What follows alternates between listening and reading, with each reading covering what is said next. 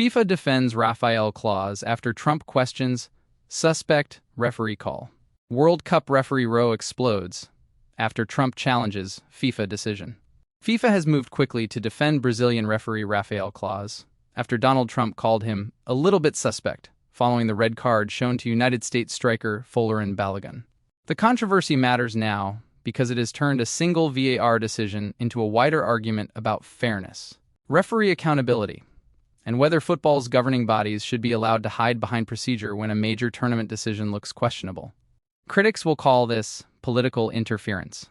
Supporters will see something simpler. The President of the United States watched a decision that threatened to remove one of America's key players from the World Cup, challenged it, and FIFA later suspended the ban. Whatever people think of Trump's style, the sequence has left FIFA defending not just one referee, but the credibility of its entire disciplinary system. What happened? The flashpoint came during the United States' last 32 win over Bosnia and Herzegovina, when Claus sent off Balogun after a VAR review. The incident involved Balogun's boot making contact with Tarek Maharmovic's ankle, and FIFA's refereeing process treated it seriously enough for a red card on the field. That should have meant a suspension for Balogun. Instead, FIFA later suspended the red card ban, allowing the striker to play in the next round against Belgium. Trump then said he had asked FIFA to review the decision, praised the eventual outcome, and argued that stopping a top American player from competing would have put a big stain on the World Cup. That is the key point in Trump's favor. If the original decision was so clear, why did FIFA later suspend the punishment? The governing body can defend Claus personally, but the reversal still tells supporters that the call was at least open to serious doubt. What Trump claimed. Trump's central claim was not complicated. He said the decision was wrong, said Balogun was one of America's best players, confirmed he had asked FIFA for a review, and then questioned Claus by saying the referee was a little bit suspect if you check his past. He did not provide detailed evidence for the suspect remark. That lack of detail is important. There's no public proof that Claus acted corruptly in the Balogun incident. There is also no confirmed evidence that the red card was part of any improper scheme.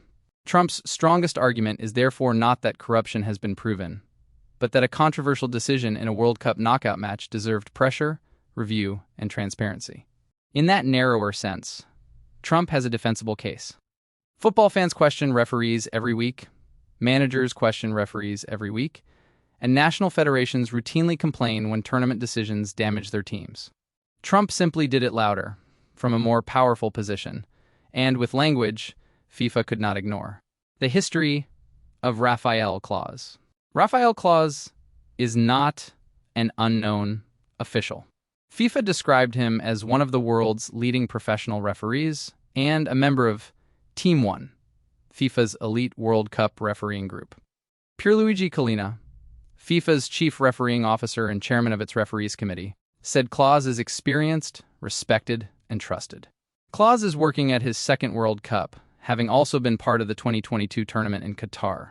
Reports on his career record say he has officiated more than 600 matches, and he previously handled high-profile international fixtures.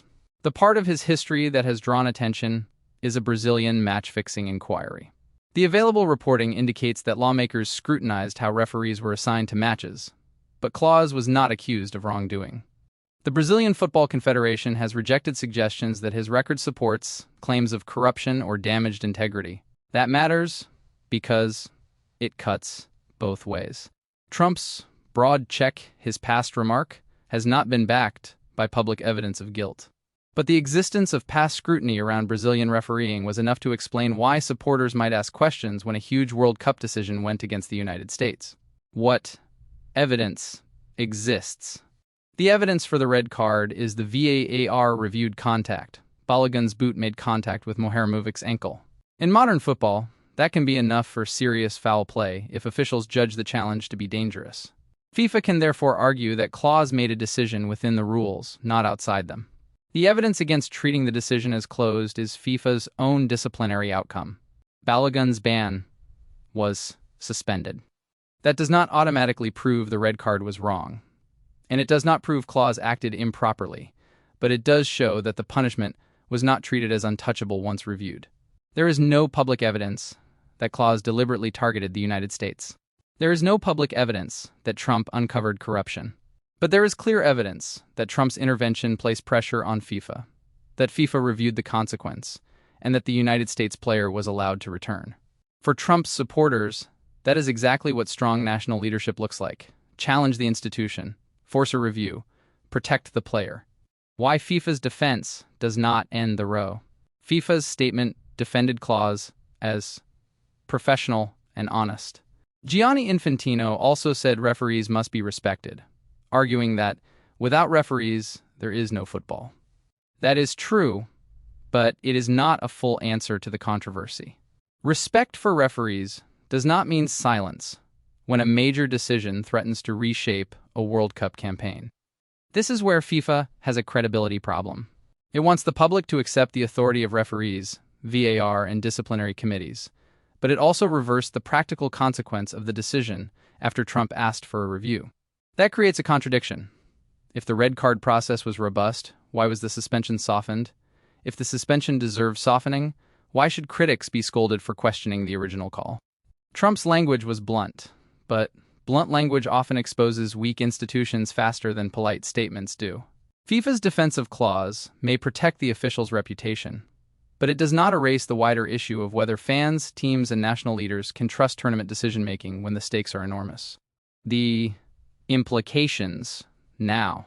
The immediate implication is that FIFA has been dragged into a political storm at its own World Cup. The United States still went out after losing 4-1 to Belgium, but the Balogun row will continue because it sits at the intersection of sport, power, and institutional trust. For Trump, the episode reinforces the image his supporters like most. He intervenes, he pressures powerful organizations, and he gets movement. Even critics who dislike the method have to deal with the outcome. Balogun's ban was suspended, and FIFA was forced to explain itself publicly. For FIFA, the danger is bigger. If political pressure can trigger review, critics will say the governing body is vulnerable to power. If FIFA insists the process was independent, it needs to explain why the disciplinary outcome changed so quickly after Trump's call. Either way, the incident has opened a door that football authorities would rather keep closed. The fairest conclusion is also the most uncomfortable. Trump has not publicly proven that Raphael Claus was corrupt, and FIFA is entitled to defend a referee against unsupported personal attacks. But Trump was right to question a decision that looked harsh, carried huge consequences, and was later softened by FIFA itself. In a tournament this big, accountability should not be treated as an attack on football, it should be treated as the price of keeping football credible.